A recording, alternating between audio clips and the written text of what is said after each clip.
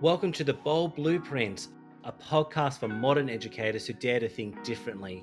Here we explore the intersection of education and leadership, diving into bold strategies, innovative teaching, and the mindset shifts that drive real impact. Whether you're in the classroom, leading a team, or shaping the future of education, this is your space to learn, grow, and lead with confidence. Hey Barbi, how you doing? Hello, thank you.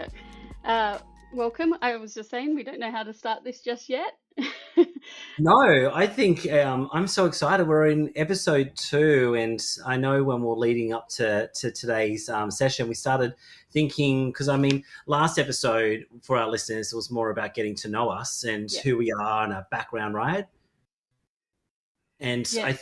I think today would, I don't know, let's dive in deep, and we're talking about disruption in our sector. And I know, are you part of any of those private Facebook groups or Facebook groups out in the sector that we see anonymous posts where a lot of people Oh, have got different yeah. things that they want to share?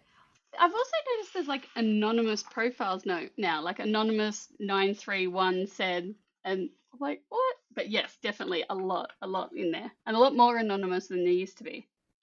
A lot more. And I guess that kind of got me thinking as we started talking about today's topic, which, you know, it's quite bold, but it's really about rethinking education and care in Australia. Like, if Barbi and Jamie were to overhaul the entire sector, what would we do differently in a different space? And I guess for the listeners, I'm sure everyone's got different perspectives of what this important sector might look like if there was a complete reform across the country. Yeah, definitely. And then I guess we're going the long way around to it, but I know talking with Jamie off air earlier, it's like in a topic, it was basically something as simple as if we ran the sector, as in like if Jamie and I, like what would change if Jamie and I took over education and care in Australia? Um, and I know we're not really. Did you ever watch that TV show called Tabitha Takes Over, where Yes, she yes. where she was like an Australian person going to an American hairstylist? It was like Tabitha's taken over. It's kind of like that. Um, do you want to know? I used her because I'm okay. I was about to say I'm such a pushover. No, it's just I'm a brilliant educator. I've got all that Yeah. passion, and then when you go into leadership, I'm still a bit too gentle. But I watched her show for inspiration on how I could then go be a leader. And this was in OSHC. I used to watch it all the time, like, and how direct she was. I was like, oh, I didn't know you could talk to people like that. I Probably know. too direct, but it I don't actually think helped. that's within you. I don't think that's within me either to be like that. No, people say that. Oh, okay.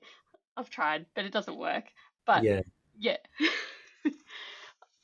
No, On I the think that's great. I mean, today, I guess I've got a couple of notes. So if I look down, it's because yes. I've got some notes that just to kind of think about some of these core concepts. But I mean, myself and you, I mean, we've been doing this for a little while. You know, we've got some people in the sector that, you know, they're just starting out. They're just finishing their year 12, or maybe they're a school-based trainee. Or there could be people in decision-making roles that may still need to be educated about the pain points. And then there's centre owners, there's the corporate space, there's the not-for-profit space. I mean, our sector is very segmented, hey? And there's Yeah, different probably levels. more so than ever. Um, Yeah. but that's why I thought, why don't we do what would we do? I think we have a different lens in that we probably still would be thinking with that child lens. Of, Yeah. I know for me, when I think of what would I do, I have it, well, also as a mum, but what would I want as a child? Like what would benefit me? What would I want to see in a service? Um, that kind of really shapes what I think I'd want to do here. Can't have a massive water park everywhere. That's probably what child me would want, Yeah. Totally. and probably wouldn't understand why can't we have water slides. Yeah, totally. Um, so there's obviously that wishful imaginative side. All children still have, and all children still want. So then the more practical side that we both probably see in what we do now, and plus after 20 plus years in the profession of what we're seeing over time of what do I wish was different? Um, or even there's probably even the reflective what was something a certain way to what something is now. Like there could be like, oh, I wish something was like that. I don't tend to be like that. I love progress and I love change. Like I'm all for the N2F, and I don't know if anyone remembers what it was like prior to it. We Yeah, might just get pockets of memories, but actually what it was like as an overall picture, it's so much better having the input, and yeah. lots of little stuff like that. But I know I'm rambling right now. So. No, you're not rambling at all. But I think that, a couple, like over the last couple of months, I've gone to services as they've started with new business owners, and I'm so lucky I get to have that moment where it's the first entry point where we get to know each other, and I get everyone to put their hand up of when people. It's so embarrassing for me to say this, all right? But I quite often say to people, like, put up your hand when you were born, if you were born after 1999. And Ooh, people put their hand up because you think about it, some people are 18, 19, and quite often I'm saying, I've been doing this longer than you've been born. And I remember before 2010 when all the states came together and consider what the national quality framework might look like, every state was its own journey. Everyone was doing kind of their own thing and bringing people together under one idea of this national quality framework. I mean, there definitely has been progress, and there definitely is a united voice. But I think that was 2010. We're now in 2025. This is 15 years later that mm-hmm. I think we're in the precipice of, did I say that word right? I don't know. We're on like the pinnacle of needing to have a national conversation yet again about what does the future look like. Yeah, yeah, and I think so too. And I think that's all in place on reflecting it. And then it's like I think if you see me look around too, I've got paper. Yeah, cool. um I recycle it. It's just something I like to do, print, because if I try and look on a screen, I still lose it. That's the same. Um yeah, I draw on it. I get my kids to draw Yeah, on that's it. good. I keep on going. That's me sidetracked already. I'm probably only 2 minutes in. Um what was I going to say? It was Well, reflecting yeah, on it's just the last 15 years. And like, I think what I'd really invoke listeners to really think about as Barbie and myself start speaking, really, I think the important aspect of our sector is about a united yeah, discussion. It's about having a conversation. And I personally don't have a strong perspective about this non-for-profit, parent-run, corporate, for-profit. I think that there is absolutely a space in this sector for everybody. yeah, And I think there's been over time, there's always different media articles and media scare campaigns. And will mistakes occur? Absolutely, it will. We're dealing with children, we're working with families, we're working with educators who are going through a training process with sometimes limited experience themselves.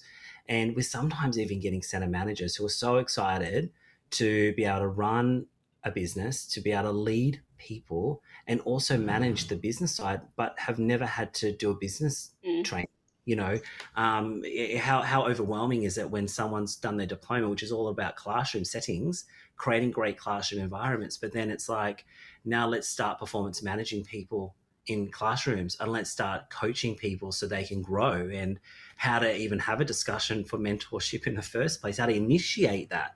There's so many different aspects, and I think some of the big corporates can invest in different departments and teams, but also ensuring that there's a diversity of that support structure, I think is lacking. And I think as we kicked off today's session, when we're looking at different avenues where people are looking and reaching out in this modern day of social media, people are absolutely, one, I believe, Barbie, afraid to have a voice because they're worried about the repercussions.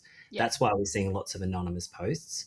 And then we're always also seeing a very fractured sector where, I don't know about you, but like, I remember the joy and the passion and showing up and, sometimes doing things that might not be in a job description because it was all about the betterment of the center and the children, but also not taking advantage of that kind goodwill as well, because there definitely is some organizations out there that, you know, really take advantage of such a fragile workforce. Yeah, and I don't think I've ever referenced my job description ever in any of my jobs of, because I've Yeah. had people say it to me, and I always get taken aback because, oh, I don't know, even as something as we have to clean bathrooms, and Yeah. I've had people like that's not in my job description of like we had a nightly cleaner and everything, but it was just sometimes things happen during the session. We can't leave the whole time. I didn't care.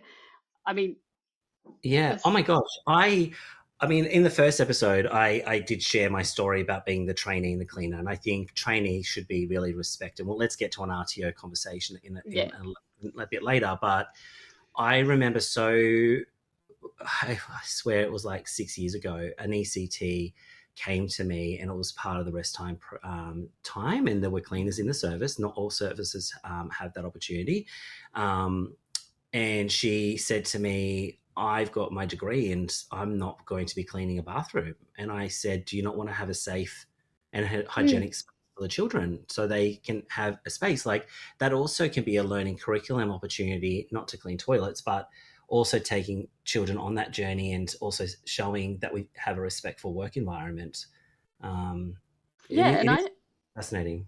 I didn't care if I did it. I've a bachelor's degree too. I'm like, it's again, that's why I probably had a lot of the child focused lens.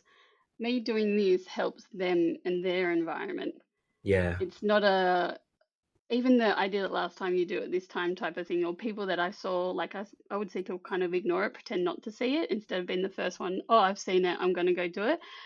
And it's just, ugh, it's a pretty selfish way to look at it to get Yeah. out of it. And that's one of example, but that's where that job description thing is. It's like, and I think it's kind of in most of it because we see a lot of job descriptions to a degree, but because it doesn't say those exact words. Yeah. Also, in saying that, I strongly believe that every service should have a cleaner, um, someone different to the team that comes in, especially the larger services, whether it's nightly. And this comes from I did do this as a director, but with my parent hat on, most parents come to collect after 4 o'clock, but that's also when services in, say, a long daycare setting might start to then Winds scale down their team and wind down. But as a parent coming in, you can see someone maybe cleaning the bathroom or vacuuming, but then also someone's trying to be with the children. You don't feel like it's the right time to approach or ask any questions that even just how you the child's day was and building that rapport with families, I find that gets interrupted quite a lot just with something as simple as that. Not that no one should be doing it. As you see before, I didn't care what I did as a director. It was just more that quality area six, I think, really gets impacted by that and that time of day. And also, children are not as regulated. It's the afternoon. You've got the ones, oh, Yeah. mum or dad isn't here yet. I totally can see the perspective around the cleaning side, but I can tell you, Barbie, that there are services around the nation when I walk through that some services have cleaners, and I'm not disputing that around cleaners. But I do also see some services that don't have cleaners. I'm not saying as educators that we are glorified cleaners. I'm not at all saying that. But quite often, the centres that don't have cleaners are sometimes the cleaner centres. But it is that parent experience. And I've got a Mm. statistic I want to throw at you right now. I mean, I've got some statistics about there were a bunch of educators nationally surveyed, and they actually found that there was a percentage that were considering leaving, and the biggest reason was about increasing paperwork and feeling undervalued. Mm. In fact, it was actually 20% of this sector that came back and said that. And I mean, if we think about education from babies all the way through to high school, and I'm not doing a comparison because it's a very different landscape, but the amount of paperwork that our educators are facing in this day and age, especially with technology, with instant gratification, with different aspects, with the variety, and it's so wonderful that we have those platforms and they do great things, but also the consideration that educators, how often are they behind laptops, or how often are they Yeah. behind the floor books, or the variety of ways that they do things. How do we ensure that we can simplify that process so educators are actually in the classroom setting and setting realistic expectations that not every child is going to get a photo every single day. And I think that's an important thing that we need to look at. And there is pressure by the department about learning stories and programming cycles, and even the expectations from big organizations or individual about what the priority is. And not yes, everyone needs to get programming time, or each classroom up to 2 hours per week, but is that truly happening in our services? And in those 2 hours, are we actually able to capture all of the work that is required in that period as well? Oh gosh, no. I know there's a push out there. I've seen the Educational Leaders Association. I'm blanking at the top of my head. I'm pretty sure it's them for funded full-time off the floor educational leaders who have service because as you mentioned, there's just so much that goes into it. And also there's the people side because one of your key reasons you read out statistically for people leaving was paperwork, but also undervalued.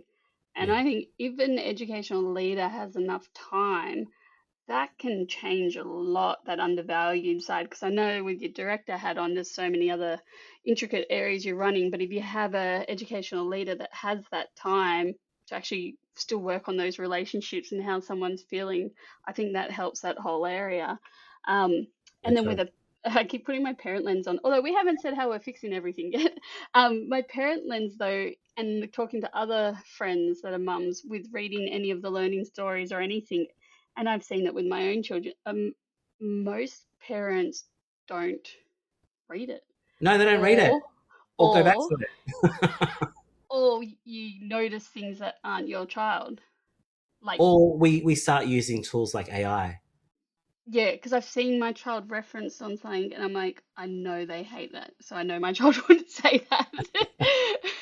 Like, and it's whether it's a mistake or sometimes I used to see this before AI. People used to just do the copy paste, like find change name, Yeah. um and then print, but I know for me as a parent though, I do love having daily photos. I wouldn't even care if there was nothing written. Probably I just Yeah. like seeing like my kid happy, um genuinely happy, and knowing what they ate and if they slept. So, Or even unhappy, but knowing about that as well and being comfortable because it can be tough for educators having conversations with families when things aren't going so great. mm, But I think you touch on a really important aspect, and one of that is the funding process. And I know if you're listening to this as of in 2025, we're definitely in the early stages of the year. We're going through a whole process of the ECE grant right now, which is a 2-year grant where people are opting in. It's an optional thing, and fees are capped, and there's a 10% and then another 5%, 15% over a 2-year period that's not ongoing. And if I was to think about Barbi and Jamie take over, and I'm not saying that educators should not be paid more, there's definitely a pay parity around this space, but I would much rather look at the federal government investing in educators from a training perspective and looking at what that additional support and resourcing looks like for the longevity. I know for myself, absolutely pay is important. I'm not saying pay is not important. It is, and it should be a conversation. But what about the reinvestment from a professional development perspective? How often are our center managers being put into these really important roles, but not given the skills, tools, and equipment to be able to be set up for success? And while that's really idealistic, I do believe that the federal government should be reforming from an ASEQA level around what are the roles that are in services and how can we get better funding in services to make sure it's long-standing on an ongoing basis. I mean, I would even much rather see the census workforce planning on a yearly basis where every educator gets an email to capture data about what their lived experience is. So policymakers are yeah, actually looking at the data to say this is what it is, rather than key influencing people from a sector or peak body perspective to say yeah, this is what we think because there might be some kind of biases around the results that are giving when we're advocating. Let's actually go to the ground and let's really understand what are the pain points and what is working, so then we can actually look at facts and data. I truly feel that the whole funding process across Australia is broken. I feel that we have the states doing different things. We have some states doing free kindy, some are not. Why should a state that has 4 to 5 year old children be a disadvantage compared to other states? So it creates a bit of an us and them approach with right of access. yeah. And also, why are we putting in? I mean, it's such, in my opinion, it's been such a terrible rollout that one, people can opt in or opt out of this money that educators should be entitled to. I like that there's a national focus of trying to do something, absolutely, and I think that shouldn't be shut down. But how can we better spend those millions and millions of dollars in a different way that's actually for the long term, not for the short term? Yeah, and even with the parameters around it, like I know they did funding for professional development, but there was so many rules around it and hard to access. And I was just writing notes as you were talking. Yeah. What you spoke about an annual kind of census on actual educators working in the profession and their lived experience, I think would capture so much. Like even if you ask questions where they're living, but if they're planning to move or if they had moved, because you might find that it's financially they have to move because the wage isn't enough. Like that might make show, especially maybe say in Sydney in certain pockets, huge amount are moving. Um, I know with rural and when I did Oh my teaching gosh. in Yeah. the day, you Yeah. actually got subsidized. Like if you Yeah. went rural, I may be making up this figure. I am Yeah. making up this figure, but I feel like it was quite large, like 80, 90% of your rent. Yeah. It's almost like that might need flipping a little, pending why people are living in certain pockets. Like they could be there for family, looking after someone else. There's obviously so much more. This is also about if we ran the sector in our hypothetical world. Nothing has to work in my hypotheticals. No, but but, I think but these are the real important issues. I mean, there are certain areas where absolutely, I mean, down in Victoria, we opened a centre recently, and, you know, can I tell you how many people apply for that role? There was a variety of roles. We had 490 people apply. And then on that day, we did an open house. The centre hadn't been open. And literally, we had 380 people show up, lined up all the way down the road in the rain, waiting to get into that service. And I was there and I was like, what the heck is going on here? But then we've got services in really remote, even sometimes in inner city areas. And you're lucky to even get one applicant. And if we think about the displaced workforce, it is not equitable, and the enticement into some locations also doesn't allow families to have right of entry for high quality care, and that also is then a disruptor mhm. for what their life looks like. Can they go back to work and actually contribute as a active society member while their children are going to high quality care services as well? Yeah, and even for us, I know for what we were paying for care with two children last year, with a big rebate as well, it was still like, is it worth working? Even for myself or even us splitting it between it. And I know a lot of people are like that. I am in Sydney though, for context, and we have a lot of services that are above the hourly cap. So Yeah, anything above that, full rate. So I think that plays a big part into it. that's tough. When you're talking before too with the census line, and then also mention of state and federal, and because I definitely think that confuses a lot of people, and I think that's what adds to people not moving forward with things. Um, there's even something as simple as say the inclusion support program. I'm in New South Wales too, for context. Jamie's in Queensland. We work with a lot of services, and there's some we've come across that don't know about it. There's and I think that happens too with this state versus federal. That what's out there isn't always as easily known. To me, I know it because I used it. But then say whether it's like a not-for-profit PNC that might have not heard of it, or a new director, or say someone that's come from a company that didn't utilize it or called it a different name, they may Yeah. have had no idea that funding came from somewhere. But it's like there needs to be streamlined. I wrote streamlined a bit of the info of what's out there, Yes. and I think that state versus federal makes that a lot harder. And off air, I know Jamie and I were talking about even just the working with children check. Oh It's my like, God. Oh my God. just like when Working we with take children, over, national one. I don't like care how it honestly, happens, it's happening. it needs to happen. And I don't understand. Like, there was a really significant case last year, and, it Mhm. really made me upset that, this is part of the problem around how can we avoid safety for children. And, unfortunately, it was to do with a male educator, and that alone is really disruptive. Being a male in this sector for my whole entire career, and I could never imagine working in this. And shout out to all of the male educators in this workforce who it come across a lot of judgment and a lot of preconceived notions, and I think there is such a great space for males in education, in outside of school hours and long day care settings, and all the different spaces, right? But why on earth are we considering state-based working with children checks where someone can go across the border and there's no record, or there's limited record, or whatever? If you're an individually owned service in one area and you're getting displaced workforces from different spaces, we're really relying on a lot of trust. And do we bring in a two check process of working with children checks for the state and then a federal that is mandated for employment, or should there not be just a national police check? I mean, it blows my mind in this day and age of modern technology that there is so many different ways of blue cards. There's state specific working with children check in New South Wales. There's different ways to apply. There's different fees and different times that they expire, and different ways that you've got to register it or you don't. I mean, it's just blows my mind. If we're talking about this national conversation of safety for children and having a workforce that is checked to be safe in an environment, that we can be proactive and making sure that there's continuous checks and measures, why on earth are we not talking about a national discussion?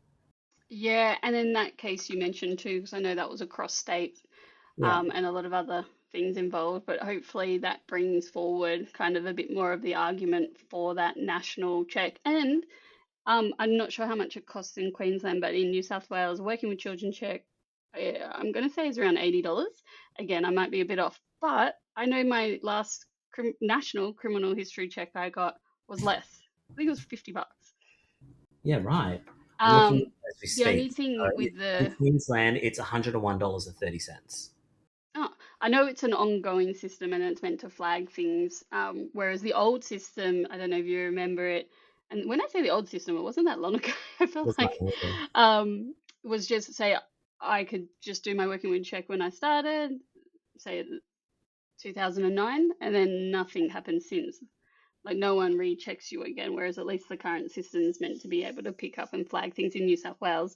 And I believe it's linked to now any harm against animals might be now a flagger on the working with children check. Again, what level, like if it's a prosecution or how far that has to go to be flagged, I don't have it in front of me. I just want I, a national one. That's it. No, I think in my mind, I honestly feel we're talking about a yearly census captured data of the entire workforce to be able to look at actual facts.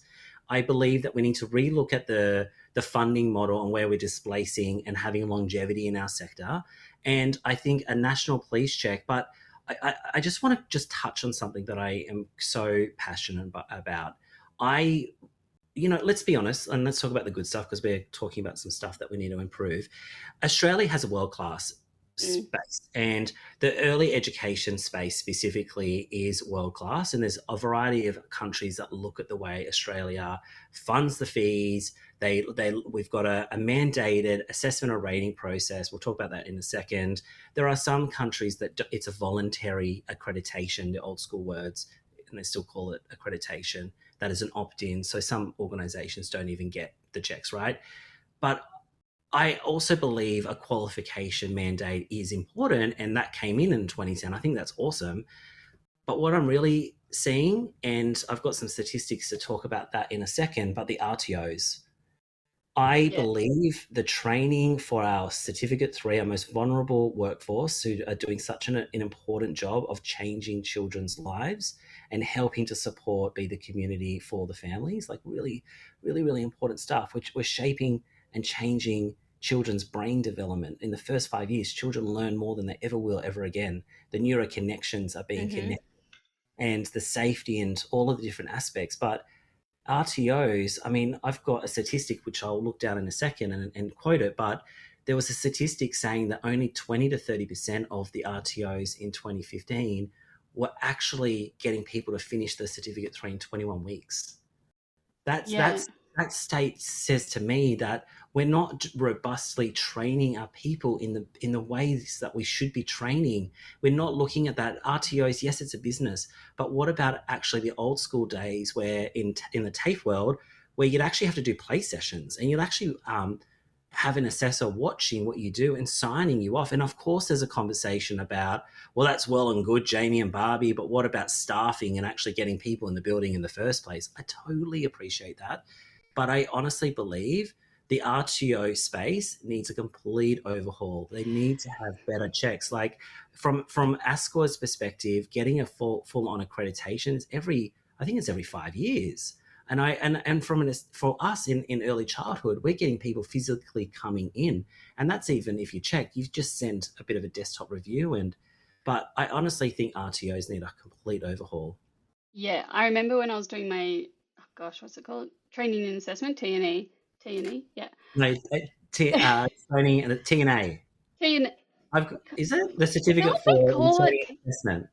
yeah, I know it's called that, but I feel like we call it T&E for some reason, and I could Yeah, be way I've got off. one as well. I It's a did great fall course. pregnant when I was doing that, so that's why my Yes. brain's a bit. But I remember getting told by the trainer at the time, it's like 300 RTOs were disregistered that year alone.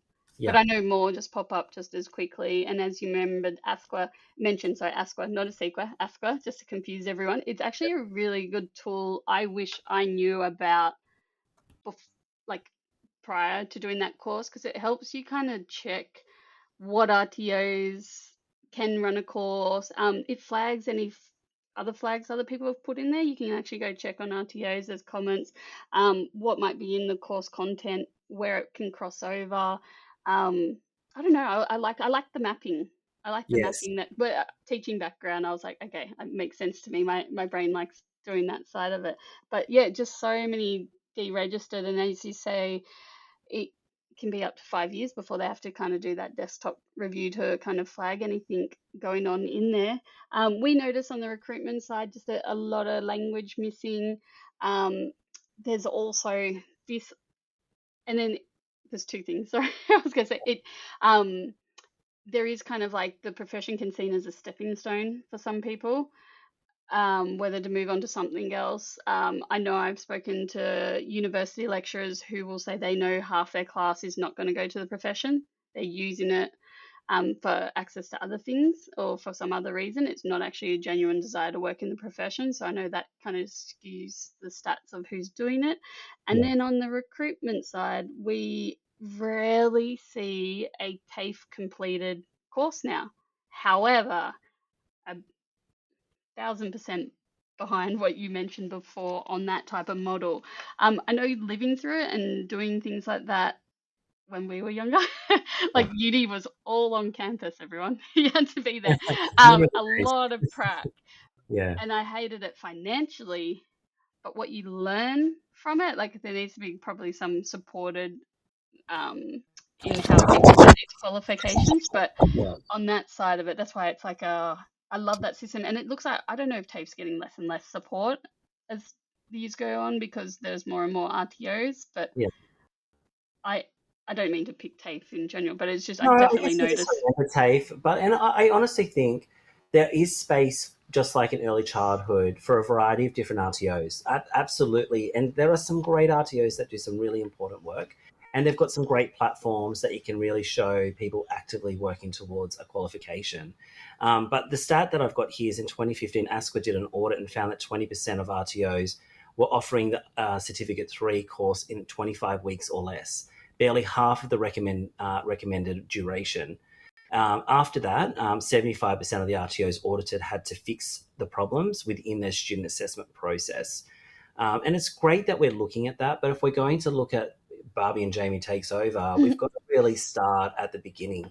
How are people being trained? How are they finding the joy? How are they actually dealing with real life work examples of even welcoming a family and having a conversation with a parent when it's tough, how to have team dynamics in an environment, how are we making sure the assessment criteria isn't just a case study, fill in a box, maybe use ChatGPT and kind of tick off we go, we've got enough evidence, here's your cert 3, but actually truly demonstrating in a workplace environment that people have the skills and the abilities to stay here for the long term and And actually even see a career path, sorry, see a yeah, no, career no, path self as well. I think that's the career path side of it, and then that's all I was going to mention from in terms of that lead. Oh, that's me. So sorry. I've got my paper. So No. here is my paper. Oh, because it was moving on mine. Sorry. I don't know if anyone heard that or if that stays in there, but it was a sound thing. Um, how we get people interested in the first place. Like, I don't know if I mentioned it in the last episode or we've spoken to before, but it's like before we even get them in the door, before we even get them trained up, like how are we getting them interested? What Yeah. do they hear from friends or families or mum, dad, anyone else that's employed in the profession? What they see on the news? I know if I was doing like HSC this year, I don't think I'd be too enticed to early childhood education or, well, I was about to say OSH. I'm like, I didn't know about OSH. Yeah. Yeah. I wish I didn't. It would have changed a lot of things. I wish I knew about it earlier. Yeah. I think that's a whole in if we took over a marketing point on what the profession looks like to the next generation of workers. And you mentioned that career trajectory. What are we doing there to keep passionate those people that fall into it? And then you can tell they got that passion. They may be little things that need tweaking. We all have that at the start. And for some reason, I think the great ones at the start really do have those big things that need tweaking. And then they just come phenomenal. Yeah. Um, I find their change just so rapid compared to others. That will make a huge difference then, I think, to finding educators, having ones that want to be there. That even when you mentioned that earlier, the paperwork and undervalued, if you've just started out and you feel undervalued, that can shift whether you stay in the profession or not. And probably just leaning more into the certain things about the profession that happen and not necessarily bad, but we know might happen, and lean into it a bit more. One, like say in out of school hours care, I hear a lot of people complain that there's too many uni students. But I lent into it in like, great, they're here for 4 years. Yeah. Let's lean into that. I think the average time someone stays in a job was 3 years and 3 months, and that's probably gone down. So they're there longer anyway. Yeah.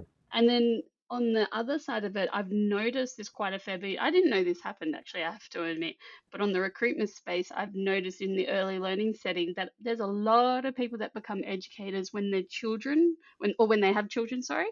whether mums or dads, and they work in the profession purely for those 5 years their child's in care. That makes sense. Yeah, well, I see it a lot, but I had Yeah. no idea. Your Yeah. face looks like, oh, Yeah. now you No, might. I think that makes sense. Like what I see from my side is the displacement of the workforce are usually between 18 and 26, 27. If you go down a leadership track, you might start that journey around that 25, 26, 27 year old age. And then if children come in people's personal lives, then they might go on maternity leave the workforce and come back at a later date. And of course, that's all very generalization. But, if we think about that, that also tells a bit of the journey. And if we think about, the workforce is primarily a female dominated space, it also makes sense from a personal life choice about where people are going to be, working through, and also being parents, and all the balancing act that is in the modern day world, where people do need to work and people do need to get income, but also have high quality care. And as you start talking, I think I just want to remind everybody, like, there are some great services around Australia that are doing some bloody great stuff. That I see great stuff happening in the non-for-profit space. I see some good stuff in the individually owned, which is actually the big lion's share of the market, where most people are owned by an individual or a grouping of services owned by one or two people. And I've seen some big corporates do some great stuff as well. The biggest I think, if I was to summarize it, is, I don't know if you agree, Barbie, but the issue for me lies on the state versus federal, and ensuring that there is a united voice around everyone coming together. I think I've got a bit of a provocation to kind of say that I don't think what I've written down here is that you're not just part of a broken system, you're part of a system that's never been designed by you.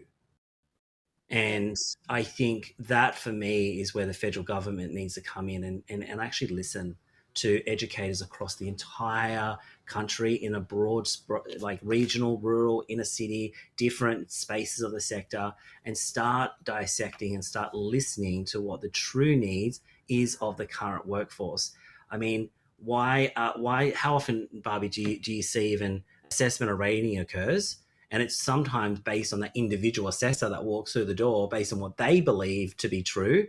And it just goes to show it's about a person. It's not, there's no science behind it sometimes. And yes, we're better than we used to be with the old system, the accreditation system, but there needs to be a better approach around the quality checks and the assessment and rating process. Yeah. Oh, see, I love A&R. I'm in that weird category around. I love it too. Don't get me wrong. I quite like the fact that we're now doing a 5-day turnaround. I think that Yes. has been such a good move, and quite anxiety ridden. Don't get me wrong, but it means that we shouldn't just treat assessment and rating as an event. It should be an everyday practice. Yeah, exactly. And I think that helps pinpoint it a bit more. People still get a bit nervous of it, but you said earlier it's nearly been 15 years. But then that opens up that whole other issue of it's nearly been 15 years, but how often have services been assessed or checked or all the other uh, lovely things in there? But you say it right and say the you're not just part of a broken system, you're part of a system that's never been designed for you. I don't know if this helps you, Jamie, but I feel like it helps me with thinking outside the box because I've kind of always felt like that.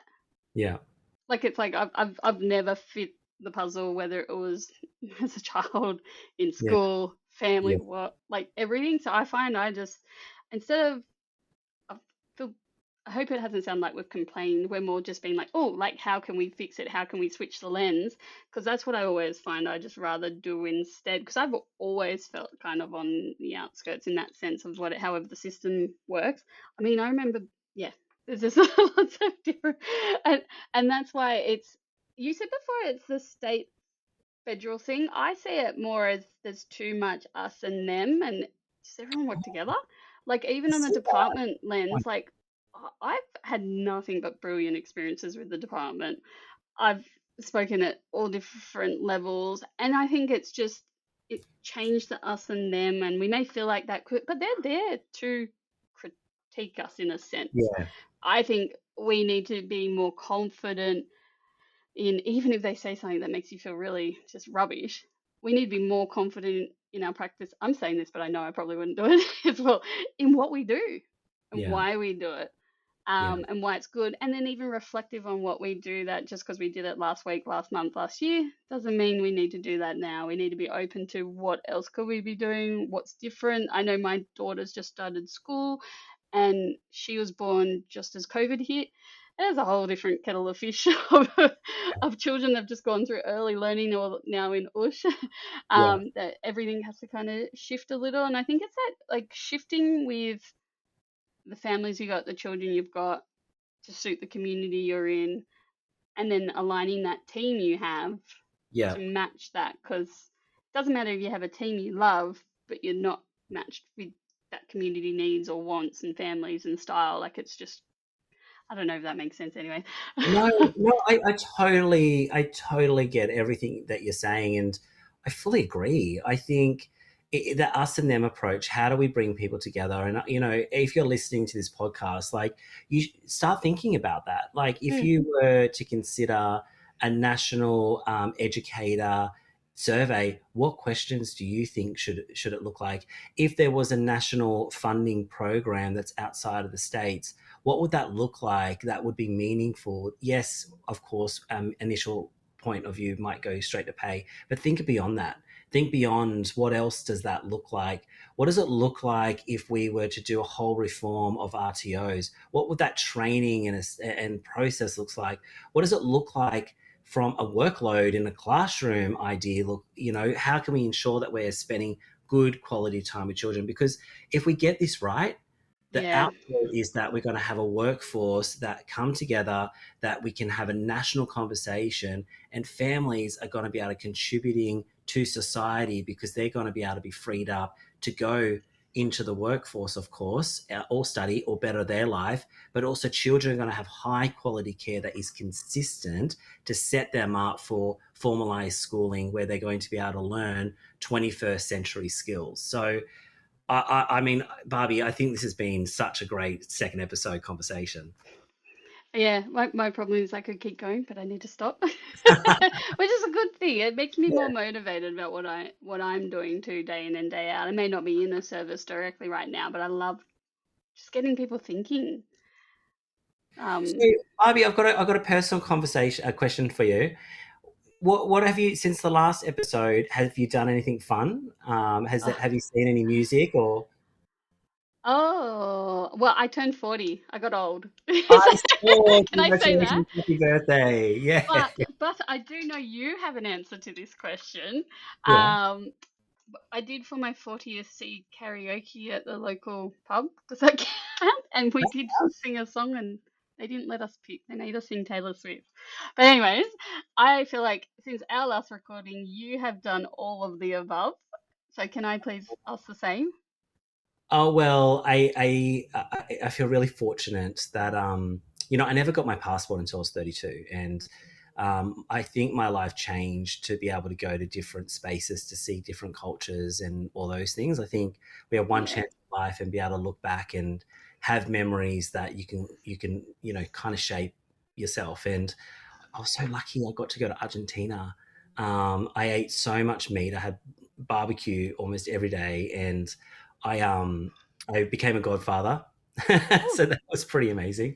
And I got to see some beautiful waterfalls. And I don't know if every listener's going to know who this is, but it was so awesome to be in a Latin speaking, Spanish speaking country. And I saw Shakira live in concert. It was amazing. Everyone was singing Spanish. I had no idea what anyone was saying. I brought the Australian flag and I got a photo with Shakira in the background, and there was 80,000 people. And I think, you think about Taylor Swift and, other big names. I swear Shakira is the goddess of Latin America. It was pretty cool. I feel very lucky. yeah, I don't think I can trump that before the next one. I don't know. Well, it was a pinch myself moment. I'm not going to lie. I don't think I'll have that experience again, but I was very lucky. I I, definitely. I've got an Easter hat parade tomorrow. I can that might trump it. No, No, but that's pretty cool. That's a memory. Did you ever make an Easter egg hat as a child? I don't remember it. I don't know Yeah, if you probably get sometimes the same with some simple things like people like, so did you get Santa? yeah, no, Mm. I There understand. are odd memories penned in the class and classroom and teacher and Yeah, that, but I don't remember the Easter hat. I don't remember Easter as much actually. Now I reflect on it, but yeah, my yeah. daughter loved it though, and she did every single bit herself, picked every part, bought every piece, no adult intervention, and I loved it. That is so special. Oh my gosh. I please send me a photo, but I can't wait for our next recording of the next podcast. And, I know we're lining up some really great guest speakers for the next one. And I think what we'd love everyone to do is, as you listen to this, please put things down in the comment. Like, Hmm. if you don't agree with us, if you've got a different perspective, we open this. Like, this is the Yep. whole point of this podcast. And, if there is any kind of key topics or any kind of guest speakers that you feel might be beneficial, let us know. And I know that we'll be able to bring some great conversations to an important sector. Yeah, and we genuinely don't talk about it too much beforehand to keep it more raw and real. So what you see when we're talking is pretty much it. So if we agree, it's just we just happen to agree. We don't actually know that's going to happen in the moment. And then same with disagreeing, because then I guess that brings to the point that everyone's different in our profession too. And although I said before we kind of need to all work together, but it's like work together, listen to each other, and just keep moving forward. Thanks for listening to The Bold Blueprint. If you'd like to get in touch, you can reach out to us on elm.net.au or fireflyhr.com.au. bye.